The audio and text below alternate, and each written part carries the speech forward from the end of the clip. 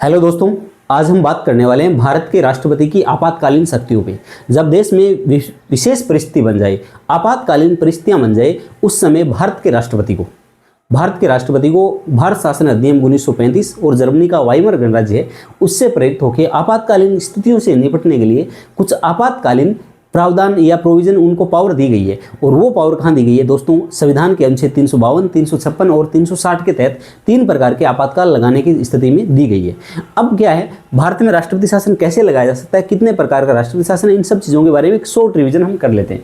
सबसे पहले बात करें राष्ट्रीय आपातकाल। राष्ट्रीय आपातकाल अनुच्छेद 352 के तहत लगाया जा सकता है। इसका आधार है युद्ध, बाह्य आक्रमण या सशस्त्र विद्रोह।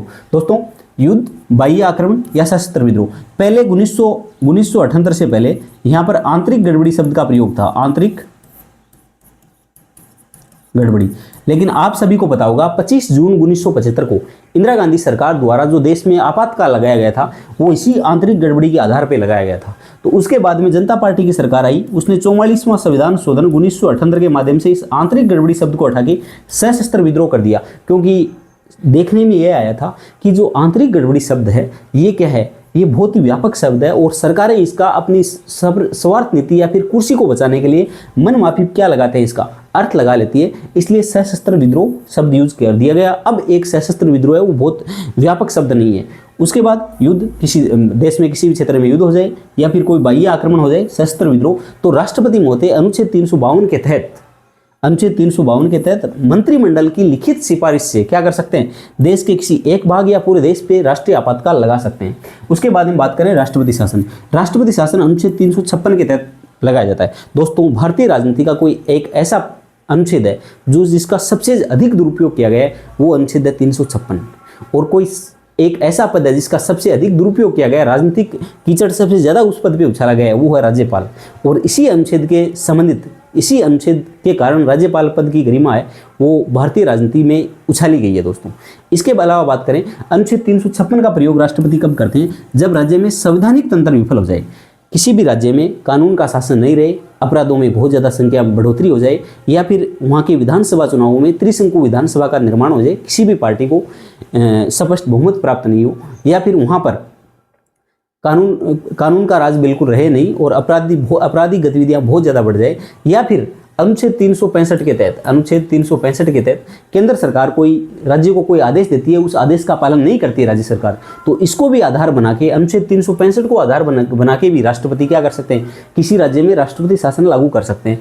इसके अलावा एक बात क्या है, अनुच्छेद 356 का भारतीय राजनीति में 130+ बार सबसे अधिक बार प्रयोग किया गया है। और उनमें अधिकतर मामलों में इसका प्रयोग किस लिए किया गया है? विपक्षी, जब केंद्र में किसी दूसरी पार्टी की सरकार हो, राज्य में किसी दूसरी पार्टी की सरकार हो, तब विपक्षी सरकारों को गिराने के लिए इस अनुच्छेद का सबसे अधिक दुरुपयोग किया गया है। दोस्तों, आप सभी को बता दूं, मैं डॉक्टर अम्बेडकर साहब ने संविधान सभा में कहा था कि ये अनुच्छेद 356 है, इसका प्रयोग बहुत ही विरले मामलों में किया जाएगा। ये अनुच्छेद एक डेड लेटर की भांति, मृत पत्र की भांति रहेगा। इसका उपयोग सरकारें अंतिम विकल्प के रूप में काम में लेगी। लेकिन हुआ क्या, संविधान सभा के बाद में संविधान सभा के एक सदस्य थे, उन्होंने एक बात कही थी कि डॉक्टर अम्बेडकर साहब तो इस दुनिया में नहीं है, लेकिन इस अनुच्छेद का, ये अनुच्छेद आज भी इस दुनिया में जिंदा है। और भारतीय राजनीति में आज़ादी के बाद में सबसे अधिक किसी अनुच्छेद का दुरुपयोग किया गया था, वो अनुच्छेद 356 का दुरुपयोग किया गया था। ठीक है।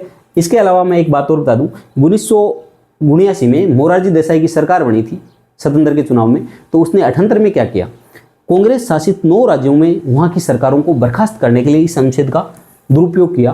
और उसके बाद में कांग्रेस की वापसी हुई, तब इंदिरा गांधी की सरकार के द्वारा इसी अनुच्छेद का दुरुपयोग किस लिए किया गया, जनता पार्टी के 9 राज्यों में सरकारों को गिराने के लिए इसी अनुच्छेद का दुरुपयोग किया गया। तो भारत में ये हुआ है दोस्तों, किस लिए? विपक्ष की पार्टियों की सरकारों को गिराने के लिए। इसके अलावा हम बात करें वित्तीय आपातकाल। वित्तीय आपातकाल का प्रावधान संविधान के अनुच्छेद 360 में किया गया है। जब देश की वित्तीय साख को भारी संकट आ जाए या खतरा हो, ऐसी सिचुएशन में राष्ट्रपति क्या कर सकते हैं, पूरे देश में वित्तीय आपातकाल लागू कर सकते हैं। और वित्तीय आपातकाल, जब देश में वित्तीय गड़बड़ी अर्थात वित्तीय साख को खतरा हो, जब देश में अर्थ का संकट आ जाए ऐसी सिचुएशन में लागू कर सकते हैं। भारत का सौभाग्य ये है कि आज तक भारत में कभी वित्तीय आपातकाल लागू नहीं किया गया, ऐसी सिचुएशन नहीं बनी है। हालांकि 1991 का जो आर्थिक संकट था वो बहुत बड़ा आर्थिक संकट था, उस समय भारत की सिचुएशन बहुत ज़्यादा क्रिटिकल थी, लेकिन अभी तक ये अनुच्छेद नहीं लगा है। इसके बाद में बात करें इसका संसद द्वारा अनुमोदन कैसे होता है। जो राष्ट्रीय आपातकाल 352 है, इसका संसद 30 दिन में यानी 1 माह में अनुमोदन जरूरी है, क्योंकि प्रधानमंत्री और मंत्रिमंडल की सिफारिश पे राष्ट्रपति ये अनुच्छेद लगा तो सकता है, लेकिन इसका अनुमोदन संसद 1 महीने में करे ये जरूरी है दोस्तों। इसके अलावा अनुमोदन के लिए संसदीय बहुमत, तो इसके लिए जो ये अनुच्छेद है इसके लिए विशेष बहुमत की आवश्यकता है। इधर बात करें राष्ट्रीय आपातकाल 352 है, इसमें 1 महीने में आप 1 महीना नहीं, यहाँ पर 30 दिन का प्रयोग किया गया। आपको ऑप्शन में वो कंफ्यूज करने के लिए दे सकता है 1 महीना, 1 महीना नहीं 30 दिन। अगर हो सकता है 31 दिन, 1 महीने में कई बार 31 दिन भी होते हैं, तो 31 दिन का समय नहीं है, 30 दिन का समय है दोस्तों, ठीक है। इसके अलावा जो राष्ट्रपति शासन है इसमें 2 महीने का समय है, और इसमें भी वित्तीय आपातकाल में भी 2 महीने का समय है। इसके अनुमोदन के लिए जो राष्ट्रीय आपातकाल लागू होता है, इसके अनुमोदन के लिए संसद का विशेष बहुमत जरूरी है, अर्थात 2/3 बहुमत से संसद क्या करेगी, स्वीकृति देगी। लेकिन ये दोनों अनुच्छेद हैं, राष्ट्रपति शासन है या फिर वित्तीय आपातकाल है, इसमें सामान्य बहुमत से संसद अनुमति देगी तो भी काम चलेगा। इसकी अवधि कितनी है, जो राष्ट्रीय आपातकाल 352 वाला है, इसकी अवधि कितनी है, संसद एक बार अनुमोदन पर 6 महीने तक ये लागू रह सकता है, पुनः 6 महीने अनुमोदन से अनिश्चित काल तक लागू रह सकता है। होता क्या है कि यदि संसद एक बार अनुमोदन कर दे तो क्या हो सकता है, फिर ये अगले 6 महीने तक लागू रह सकता है, और 6 महीने पश्चात पुनः इसका अनुमोदन किया जा सकता है, और उसके बाद में अनिश्चित काल तक इसको लागू रखा जा सकता है। वहीं इधर बात करें संसद द्वारा एक बार अनुमोदन होने पर 6 माह अधिकतम 6 माह तक लागू रह सकता है, और अधिकतम 3 साल तक ये लागू रह सकता है। जो राष्ट्रपति शासन है किसी राज्य में राष्ट्रपति के द्वारा लगाया जाता है अनुच्छेद 356 के तहत, वो संसद की अनुमति के बाद अधिकतम 6 महीने तक लागू रह सकता है, न्यूनतम 6 महीने तक, और अधिकतम संसद चाहे तो 3 साल तक किसी राज्य में लागू रख सकती है। हालांकि पंजाब और जम्मू कश्मीर इसके उदाहरण हैं, वहाँ पर एक्सटेंशन कर करके 6-6, 7-7 साल लगातार राष्ट्रपति शासन लगाया गया है। इसके बाद जो ये वित्तीय आपातकाल है, इसमें सिर्फ एक बार संसदीय अनुमोदन हो जाए तो उसके बाद में लगातार इसको भी 6 महीने तक जारी रखा जा सकता है दोस्तों, ठीक है। इसके अलावा समाप्ति के राष्ट्रपति के पश्चातवर्ती घोषणा, जो ये राष्ट्रीय आपातकाल हैं या फिर राष्ट्रपति शासन हो, राष्ट्रीय आपातकाल हो, वित्तीय आपातकाल हो, इसकी समाप्ति करने का तरीका बहुत आसान है। राष्ट्रपति जब चाहें एक घोषणा के माध्यम से उसको वापस ले सकते हैं, ठीक है। राष्ट्रपति जब चाहें एक घोषणा के माध्यम से आपातकाल को वापस ले सकते हैं, उसको खत्म कर सकते हैं। यदि राष्ट्रपति ऐसा नहीं करते हैं तो संसद के सदस्य यहाँ पर क्या है, साधारण बहुमत से एक प्रस्ताव पारित कर सकती है। लोकसभा यदि साधारण बहुमत से यदि ऐसा प्रस्ताव पारित कर दे तो राष्ट्रपति शासन को या फिर राष्ट्रीय आपातकाल को, फिर वित्तीय आपातकाल को खत्म करना ही पड़ता है। राष्ट्रपति के पास और कोई ऑप्शन नहीं होता है। इसमें राष्ट्रपति की पश्चातवर्ती घोषणा और इसमें भी राष्ट्रपति की पश्चातवर्ती घोषणा के बाद में ये खत्म किया जा सकता है। इसके अलावा इसमें क्या बताया गया, मूल अधिकारों पर प्रभाव। तो इन मूल अधिकारों पर प्रभाव, अनुच्छेद 19 है वो स्वतः निलंबित हो जाते हैं। अनुच्छेद 19 क्या है, स्वतंत्रता का अधिकार है। इसमें कितने अधिकार हैं, इसमें स्वतंत्रता का अधिकार, और इसमें 6 प्रकार की स्वतंत्रता दी गई है। विचार एवं अभिव्यक्ति की स्वतंत्रता, विचार एवं अभिव्यक्ति की स्वतंत्रता, फिर उसके बाद में है संगठन बनाने की स्वतंत्रता, सम्मेलन करने की स्वतंत्रता, भ्रमण करने की स्वतंत्रता, देश के किसी भी भाग में भ्रमण करने की स्वतंत्रता, आजीविका कमाने की स्वतंत्रता, और कहीं भी बस जाने का अधिकार, कहीं भी रहने की स्वतंत्रता, निवास का अधिकार। तो ये 6 प्रकार की स्वतंत्रता दी गई है। ये स्वतंत्रताएं स्वतः क्या हो जाएगी, निलंबन। जब अनुच्छेद 352 का प्रयोग किया जाएगा, जब राष्ट्रीय आपातकाल लागू किया जाएगा, ऐसी सिचुएशन में अनुच्छेद 19 है वो स्वतः निलंबन हो जाएगा। लेकिन बाकी अनुच्छेदों के लिए क्या होगा, राष्ट्रपति की घोषणा अनिवार्य होगी। जो दूसरे मौलिक अधिकार हैं उनके लिए राष्ट्रपति की घोषणा अनिवार्य होगी।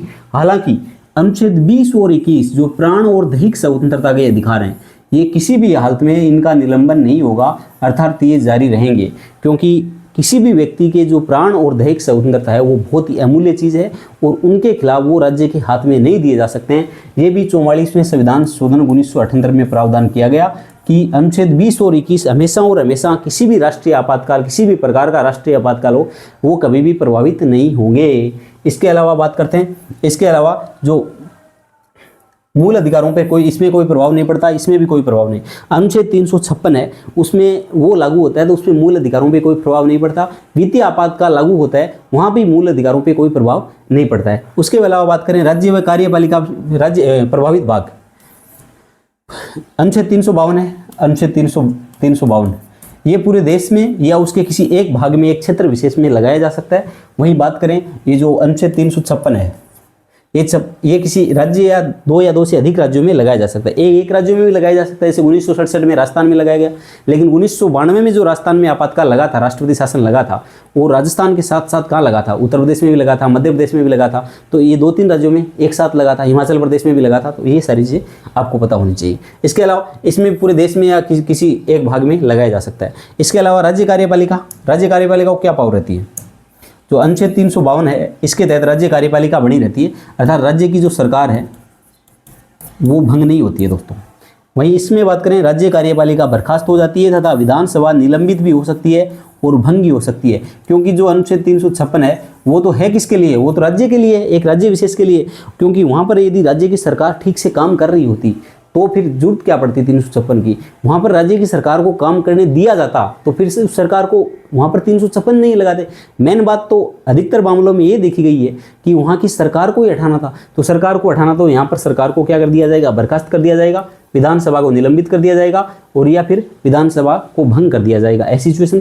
वहीं 360 में विधानसभा है राज्य की, वो बनी रहती है, सरकार बनी रहती है, इस पर कोई प्रभाव नहीं पड़ता है। उसके अलावा नियम शक्ति, संसद क्या करती है, अनुच्छेद 352 में संसद राज्य सूची के विषयों पे स्वयं कानून बना सकती है। क्या कर सकती है, अनुच्छेद 352 लागू हो तब भारत की संसद किसी भी राज्य के लिए, भारत की संसद किसी भी राज्य सूची का विषय हो चाहे केंद्र सूची का विषय हो, उस पर भारत की संसद कानून बना सकती है, ये चीज़ है। वहीं बात करें जो अनुच्छेद 356 है, इसमें क्या, संसद राज्य के लिए नियम बनाने का अधिकार राष्ट्रपति को सौंप सकती है। जो अनुच्छेद 356 का प्रयोग किसी राज्य में किया हो, राष्ट्रपति शासन किसी राज्य में लागू हो, ऐसी सिचुएशन में भारत की संसद राज्य के जो कानून है या राज्य सूची के विषय हैं उस पर कानून बनाने का अधिकार किसको दे सकती है, भारत के राष्ट्रपति को दे सकती है, उस पर कोई प्रभाव नहीं पड़ता। न्यायिक समीक्षा, दोस्तों भारत में सुप्रीम कोर्ट बार बार ये कह चुका है कि राष्ट्रपति या राज्यपाल कोई राजा नहीं होता, उनके हर डिसीजन की क्या की जा सकती है, न्यायिक समीक्षा की जा सकती है। अर्थात अनुच्छेद 352 का प्रयोग हो, अनुच्छेद 356 का प्रयोग हो या फिर अनुच्छेद 360 का प्रयोग हो, हर सिचुएशन में, या फिर राष्ट्रपति के द्वारा जारी किए जाने वाले अध्यादेश हो, नियम हो, विनियम हो, कुछ भी हो, परिपत्र हो, पत्र हो, उन सब की न्यायिक समीक्षा की जा सकती है। अर्थात ये भारत के राष्ट्रपति, भारत के सर्वोच्च न्यायालय और हाई कोर्ट के विभिन्न डिसीजन में, बहुत से डिसीजन में ये बात कही जा चुकी है कि राष्ट्रपति और राज्यपाल भी जनता के क्या हैं, सेवक हैं, वो राजा नहीं हैं, इसलिए उनके हर निर्णय की क्या की जा सकती है, न्यायिक समीक्षा की जा सकती है। तो ये चीज़ आप थोड़ा सा ध्यान रखिए। इसलिए भारत में राष्ट्रीय आपातकाल 352 का प्रयोग हो, अनुच्छेद 356 का प्रयोग राष्ट्रपति के रूप में हो या फिर अनुच्छेद 360 का प्रयोग वित्तीय आपातकाल के रूप में हो, इन सब की न्यायिक समीक्षा हो सकती है, ये बात ध्यान रखना। इसके अलावा विधायिका का कार्यकाल, लोकसभा और विधानसभा का कार्यकाल एक वर्ष कर कितना भी बढ़ाया जा सकता है।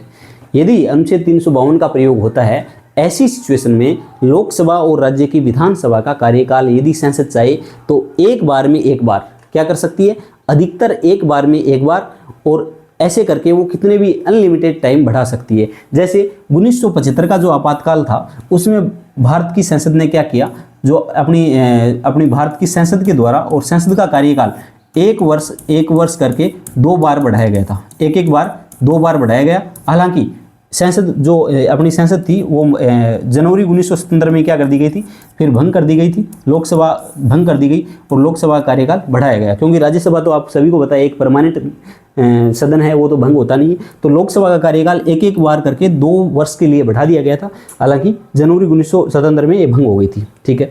और 356 है, 356 में तो इसका कार्यकाल अप्रभावित रहता ही है, 360 में भी अप्रभावित रहता है। इसके अलावा परामर्श, मंत्रिमंडल द्वारा लिखित से सूचना आवश्यक है। यदि भारत के राष्ट्रपति अनुच्छेद 352 का प्रयोग करना चाहते हैं, देश में राष्ट्रीय आपातकाल लगाना चाहते हैं, तो ऐसी सिचुएशन में राष्ट्रपति को मंत्रिमंडल की, प्रधानमंत्री सहित पूरे मंत्रिमंडल की लिखित सूचना प्राप्त करना आवश्यक है। क्या है? लिखित सूचना प्राप्त करना आवश्यक है। बिना लिखित सूचना के राष्ट्रपति अनुच्छेद 352 का प्रयोग नहीं कर सकते हैं। और ये मंत्रिमंडल शब्द है और ये पूरी की पूरी बात कब जोड़ी गई? ये 44वां संविधान संशोधन 1978 में जोड़ा गया था। क्योंकि आप सभी की जानकारी के लिए बताऊं तो 1975 का जो आपातकाल था, 25 जून 1975 को जो आपातकाल लगाया गया था, वो उस समय के प्रधानमंत्री इंदिरा गांधी के एक फोन के माध्यम से उस समय के राष्ट्रपति फखरुद्दीन अली अहमद के द्वारा लगाया गया था। अर्थात उसमें मंत्रिमंडल की लिखित सूचना नहीं थी, उसमें प्रधानमंत्री का मौखिक एक कॉल किए जाने से ही काम हो गया था। अर्थात बाद में ये चीज़ देखी गई कि ऐसी सिचुएशन में प्रधानमंत्री ऐसा बोल के कि मंत्रिमंडल की सिफारिश है, मंत्रिमंडल का निर्णय मेरे साथ है, तो ऐसी सिचुएशन में क्या हो गया? ऐसी सिचुएशन में फिर मंत्रिमंडल के निर्णय का या फिर इस पावर का दुरुपयोग किया जा सकता है। इसलिए सभी मंत्रियों के हस्ताक्षर युक्त लिखित सलाह होनी चाहिए, तब जाके क्या लग सकता है? अनुच्छेद 352 लग सकता है। और ये प्रावधान किया 44वां संविधान संशोधन 1978 के माध्यम से प्रावधान किया गया था। पहले ये प्रावधान नहीं था। ठीक है। उसके अलावा अनुच्छेद 356 है। इस अनुच्छेद 356 का प्रयोग करने के लिए मंत्रिमंडल की आवश्यकता नहीं है और अनुच्छेद 360 का प्रयोग करने के लिए किसी प्रकार के मंत्रिमंडल की सलाह की आवश्यकता नहीं है, क्योंकि ये यहाँ पर राज्यपाल की सिफारिश काम करती है। ठीक है। हाँ, मैंने आपको बताया कि अनुच्छेद 352 है, इसका प्रयोग हमने भारत शासन अधिनियम 1952 और भारत शासन अधिनियम 1952 में 1935 भारत शासन अधिनियम 1935 और इसके अलावा जो जर्मनी का वाइमर गणराज्य था उस संविधान से हमने लिया है। वहीं बात करें, ये जो सामान्य बहुमत वाला ये जो आपका अनुच्छेद 360 है, वित्तीय आपातकाल है, ये अमेरिका में जो 1933 का नेशनल रिकवरी एक्ट था उस एक्ट से प्रावधान लिए। 1933 का अमेरिका का नेशनल रिकवरी एक्ट था, उस एक्ट से प्रावधान हमने लिया है। ठीक है। तो ये दोस्तों आप थोड़ा सा ध्यान रखना। उम्मीद करता हूँ आपको समझ में आया होगा। धन्यवाद।